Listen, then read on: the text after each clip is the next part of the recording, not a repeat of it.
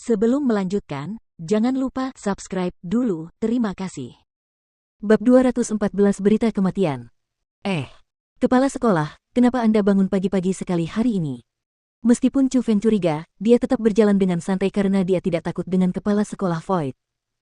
Mungkin kedengarannya cukup buruk, tetapi dengan kekuatan Chu Feng saat ini, selain monster tua yang tersembunyi di dalam menara Void, tidak ada yang bisa menghentikannya di sekolah Void. Tuan, senang sekali Anda kembali. Saya baru saja menerima surat dan disebutkan bahwa surat itu harus diberikan kepada Anda. Aku khawatir beritamu terbongkar jadi aku segera datang ke sini untuk mencarimu. Kepala sekolah Void dengan gugup memberikan surat itu kepada Chu Feng. Setelah melihat surat itu, hati Chu Feng juga menegang karena surat itu sangat istimewa. Hanya mereka yang memiliki hubungan yang cukup baik dengan kepala sekolah Void yang akan memiliki surat yang dihargai oleh sekolah Void. Surat-surat itu juga segera dikirim ke tangan kepala sekolah. Adapun surat itu, sebenarnya diberikan kepada Chu Feng oleh kepala sekolah Void, dan diberikan kepada Surou oleh Chu Feng karena dia khawatir setelah dia pergi, Surou dan yang lainnya akan menghadapi masalah. Jadi, Chu Feng memberitahu Surou di mana dia berada, dan juga mengatakan kepadanya jika dia menemui masalah, kirimkan surat itu ke sekolah Void. Tidak ada hal lain yang diizinkan untuk ditulis dalam surat itu. Satu-satunya hal yang diminta adalah untuk Tuan Jubah Abu-Abu, dan itu akan baik-baik saja.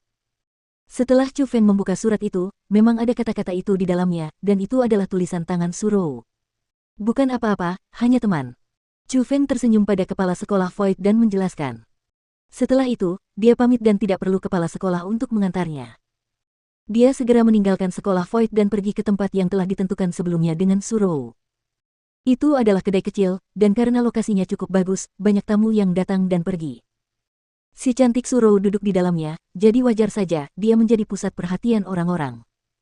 Faktanya, di sebelah meja tempat Surou duduk ada beberapa orang yang tidak memiliki mata. Pada saat itu, busa putih keluar dari mulut mereka dan mereka terluka parah. Tentu saja, mereka menerima serangan hebat akibat ejekan. Namun, meskipun begitu, itu tetap tidak dapat menghentikan para pria itu untuk mengagumi kecantikan Surou.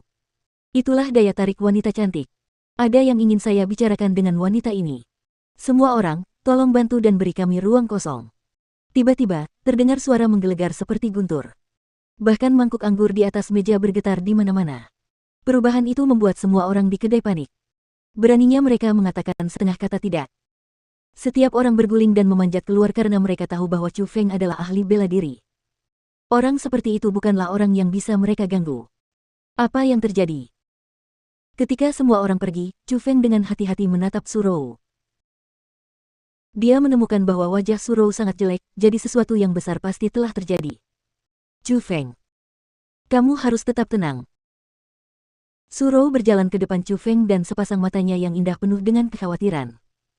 Apa yang terjadi? Chu Feng merasa gelisah. Dia tahu bahwa masalah ini mungkin ada hubungannya dengan dirinya. Kota emas ungu telah dibantai.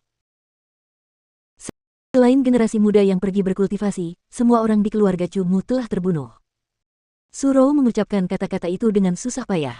Asteris tatata, asteris saat kata-kata itu diucapkan, Chu Feng melangkah mundur 3 langkah. Seketika, wajahnya berubah pucat pasi dan napasnya memburu. Chu Feng, kau baik-baik saja. Melihat itu, Surou segera maju untuk mendukung Chu Feng dan dia bahkan lebih khawatir. Pada saat itu, tubuh Chu Feng sedikit gemetar. Setelah beberapa saat, dia baru tenang. Dia bertanya dengan suara berat, bagaimana dengan ayahku? Kakak laki-lakiku, Chu Yue dan yang lainnya, apakah mereka baik-baik saja? Kakakmu masih berkultivasi di sekolah Lingyun. Chu Yue dan yang lainnya berada di sekolah Azure Dragon, jadi mereka semua baik-baik saja. Tapi ayahmu? Surou tidak menyelesaikan kata-katanya. Namun, Chu Feng sudah mengerti maksudnya. Dia menutup kedua matanya, dan pada saat itu, 2 aliran air mata sudah mengalir di wajahnya dari matanya. Tubuhnya yang baru saja dia tenangkan bergetar sekali lagi dan menjadi lebih intens. Aku akan kembali ke kota emas ungu. Chu Feng berjalan keluar dari kedai dan bersiul ke langit. Setelah teriakan terdengar, seekor elang berkepala putih besar meluncur turun dari langit seperti anak panah. Asteris Hus bahkan sebelum membiarkan elang kepala putih mendarat, Chu Feng melompat dan menunggangi elang kepala putih. Aku juga akan ikut. Surou juga melompat dan memeluk pinggang Chu Feng. Setelah teriakan panjang dari elang kepala putih, ia terbang ke langit. Di bawah tatapan semua orang yang tercengang, mereka menghilang di cakrawala yang jauh. Kota Emas Ungu, kota kelas 2 dibantai. Setelah mendapat berita itu, para penguasa kota terdekat segera bergegas ke sana. Bahkan penguasa kota Vermilion Bird City secara pribadi pergi ke kota Emas Ungu. Pada saat para penguasa kota memasuki kota Emas Ungu, wajah mereka berubah drastis karena pada saat itu, kota Emas Ungu hanya dapat digambarkan dengan beberapa kata. Yang paling tepat adalah pemandangan yang terlalu mengerikan untuk dilihat. Ketika Chu Feng membantai keluarga Sangguan, dia hanya membantai keluarga mereka. Namun, kota Emas Ungu yang dibantai adalah seluruh kota.